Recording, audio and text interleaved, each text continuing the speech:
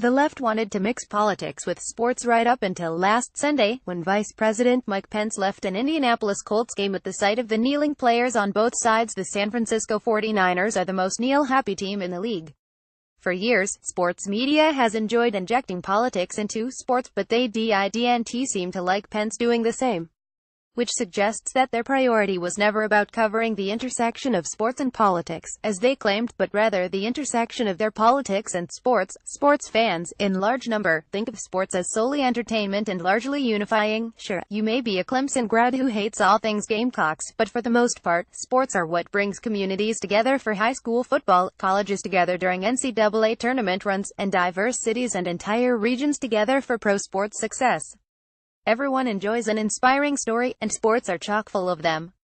It can be the most uplifting part of your newspaper.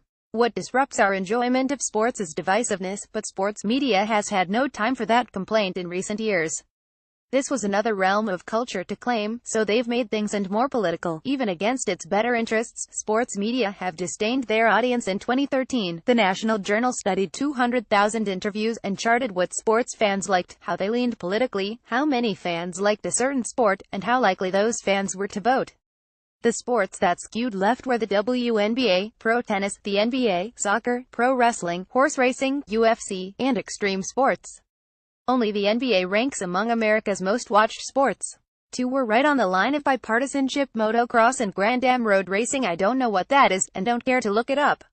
All other sports skewed right: the NFL, the MLB the closest to the bipartisan line, all these, college football, college basketball, NASCAR, rodeo, bull riding, drag racing, pro golf, IndyCar, high school sports, and the Olympics.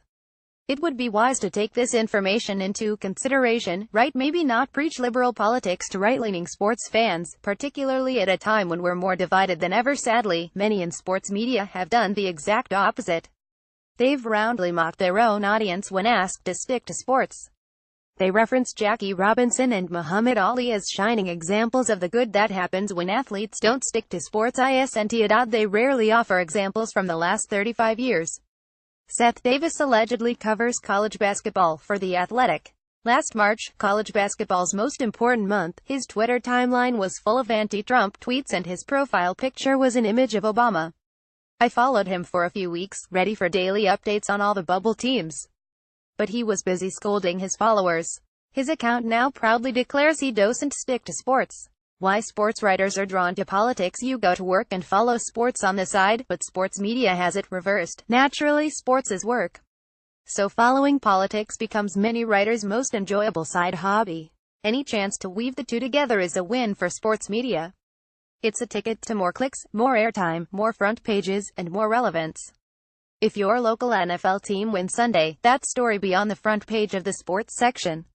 If they kneel, that same writer might get a story on A1. TV is much the same. Sports is the first thing cut on local TV when the weatherman goes overtime. There's also more money to be made with politics. Keith Olbermann was a popular sports center host, but made more money talking politics. Jemele Hill's recent controversy and suspension all but guarantees her next gig will be at MSNBC or CNN, and she'll get a nice pay raise with that. Many sports journalists got into the business hoping to cover their own alley, but those don't come every decade. For years, they kept wanting to pull the star athletes into the political realm, but were refused, most notably by Michael Jordan's Republicans, by Sneakers to Quip. As things got more polarized in the latter years of George W. Bush's presidency, efforts to find a star athlete who fit the leftist media's cause were scrapped.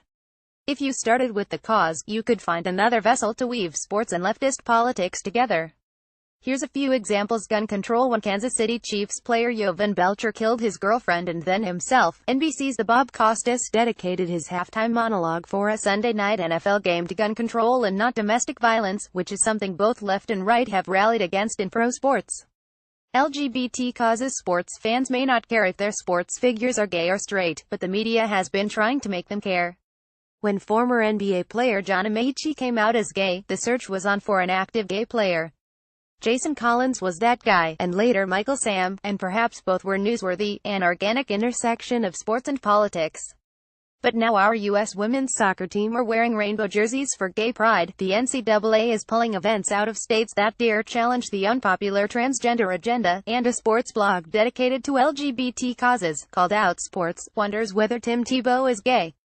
And who could forget ESPN naming Caitlyn Jenner its Sports Person of the Year, ahead of a college basketball player who played with terminal cancer. Black Lives Matter. Colin Kaepernick set for the national anthem, then kneeled, and sports media did the rest, plunging headfirst into kneeling on them challenge wall towel coverage.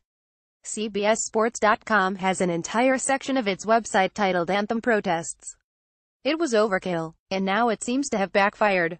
Through Trump, the right is striking back as much as right-leaning sports fans begged the sports media to stop. They were mostly powerless, and sports media knew it. "Yeah, I'll still watch," they said, smugly.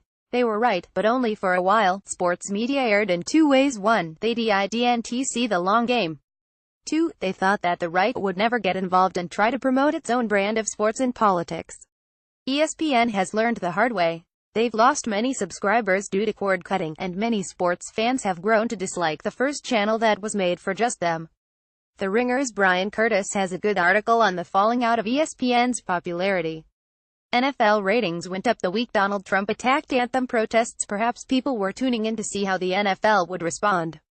When a record number of players sat, knelt, stretched or stayed in the locker room for the anthem, fans tuned out. The next 2 weeks of ratings show it. NFL Sunday ticket cancellations were so plentiful, DirecTV offered full refunds, a smart long-term play to get those fans to pay next year, should the NFL succeed in quashing the anthem protests. Trump and Pence's willingness to join the fray is unprecedented.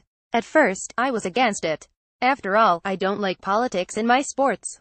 I was being consistent. But now that the NFL is backing down, and sports media are freaking out about Pence getting involved, I have to sit back and look at this differently." Pence and Trump didn't start this battle, but they may have won the biggest current-day culture war in sports, and it only took a few months of their first football season in office.